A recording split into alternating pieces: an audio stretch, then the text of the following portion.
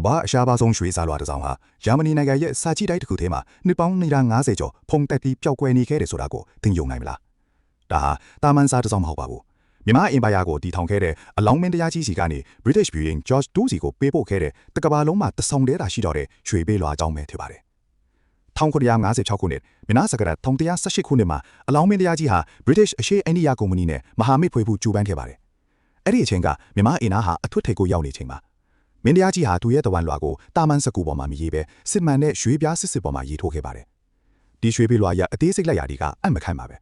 ရွှေစစ်ကို 0.2 မီလီမီတာအထူအထိပါလွှာအောင်ခတ်ထားပြီးအရာ30လက်မှအနံ9.5လက်မှရှိပါတယ်ပိုပြီးထူးခြားလာကအဲ့ဒီရွှေပြားရဲ့ဘေးပတ်ပတ်လေးမှာအရေးသွေးမင်းပတ်သမား24လုံးကိုစီချဲထားတာပါဒါဟာထိုခေတ်ကမြန်မာပန်းထိန်ပညာနဲ့ချမ်းသာကွယ်ဝယ်မှုကိုတကဘာလုံးကိုထုတ်ကြွလိုက်တာပဲဖြစ်ပါတယ်ဒါပေမဲ့ဒီစာလွှာရဲ့ကံကြမ္မာကအလွန်ကိုထူးဆန်းခဲ့ပါတယ်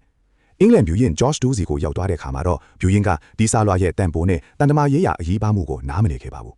သူကဒီရွှေပြားကြီးကိုလက်ဆောင်ပစ္စည်းတစ်ခုအနေနဲ့ပဲသဘောထားပြီးသူရဲ့မွေးရပြည်ကြီးတဲ့ဂျာမနီနိုင်ငံဟန်နိုဗာမြို့က Gottfried Leibniz စာကြည့်တိုက် Gottfried Wilhelm Leibniz Library ကိုပို့လိုက်ပါတယ်အဲ့ဒီနောက်မှာတော့ဒီရွှေပေးလွှာဟာတမိုင်းရဲ့မောင်ခိုသေးပါနှစ်ပေါင်း250ကျော်ကြာပျောက်ဆုံးသွားခဲ့ပါတယ်ဂျာမန်စာကြည့်တိုက်မူဒီကဒါကိုအရှိတိုက်ကထူးဆန်းတဲ့လက်ဆောင်တစ်ခုလိုပဲမှတ်တမ်းထားခဲ့ကြတယ်ဒုတိယကမ္ဘာစစ်တွင်ဘုံတန်တွေကြားတဲ့ကနေဒီရွှေပေးလွှာဟာမတော်စာလွတ်မြောက်ခဲ့တာကလည်းအံ့ဩစရာပါပဲ2006ခုနှစ်ကျမှတမိုင်းထူးဒေသနာပညာရှင်ဒေါက်တာဂျေခွတ်လိုက်တာကဒီရွှေပြားကိုပြန်လည်တွေ့ရှိခဲ့ပြီးဒါဟာအလောင်းမင်းတရားကြီးရဲ့ကိုယ်ပိုင်လက်မှတ်ပါတဲ့ရွှေပေးလွှာဖြစ်ကြောင်းကမ္ဘာကိုအထီးပေးနိုင်ခဲ့ပါတယ်အခုအခါမှာတော့ဒီရွှေပေးလွှာကို UNESCO ကကမ္ဘာမှတ်တမ်းအငွေအနှစ်အဖြစ်တရားဝင်သတ်မှတ်ထားပါတယ်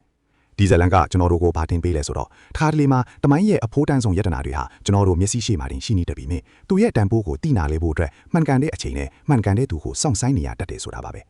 မြန်မာတမိုင်းရဲ့အဲ့ဒီလိုလှူရွှေချက်တွေကိုပို့သိချင်ရင်တော့ follow လုပ်ထားဖို့မမေ့နဲ့ဦးနော်